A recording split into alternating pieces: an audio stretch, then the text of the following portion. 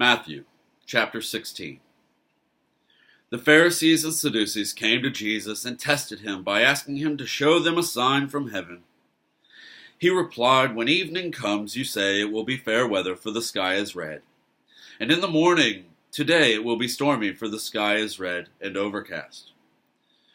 You know how to interpret the appearance of the sky, but you cannot interpret the signs of the times. A wicked and adulterous generation looks for a sign, but none will be given it except the sign of Jonah." Jesus then left them and went away. When they went across the lake, the disciples forgot to take bread.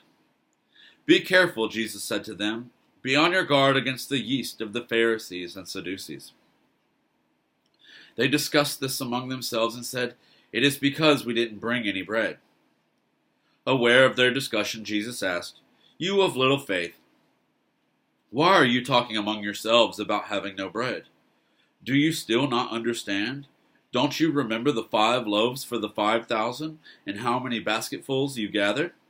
Or the 7 loaves for the 4,000 and how many basketfuls you gathered? How is it you don't understand that I was not talking to you about bread? But be on your guard against the yeast of the Pharisees and Sadducees."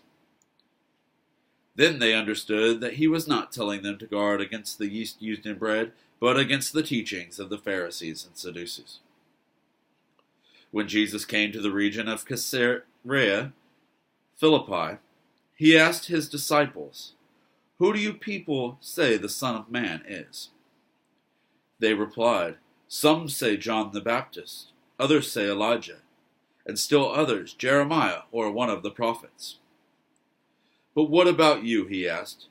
"Who do you say I am?" Simon Peter answered, "You are the Messiah, the Son of the living God." Jesus replied, "Blessed are you, Simon, son of Jonah, for this was not revealed to you by flesh and blood, but by my Father in heaven. And I tell you that you are Peter, and on this rock I will build my church, and the gates of Hades will not overcome it. I will give you the keys of the kingdom of heaven. Whatever you bind on earth will be bound in heaven, and whatever you loose on earth will be loosed in heaven."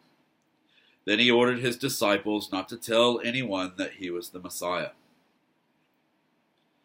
From that time on, Jesus began to explain to his disciples that he must go to Jerusalem and suffer many things at the hands of the elders, the chief priests, and the teachers of the law, and that he must be killed and on the 3rd day be raised to life. Peter took him aside and began to rebuke him. "Never, Lord," he said, "this shall never happen to you."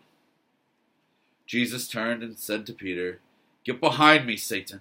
You are a stumbling block to me. You do not have in mind the concerns of God, but merely human concerns." Then Jesus said to his disciples, "Whoever wants to be my disciple must deny themselves and take up their cross and follow me. For whoever wants to save their life will lose it, but whoever loses their life for me will find it. What good will it be for someone to gain the whole world, yet forfeit their soul? Or what can anyone give in exchange for their soul? For the Son of Man is going to come in his Father's glory with his angels, and then he will reward each person according to what they have done. Truly, I tell you, some who are standing here will not taste death before they see the Son of Man coming in his kingdom."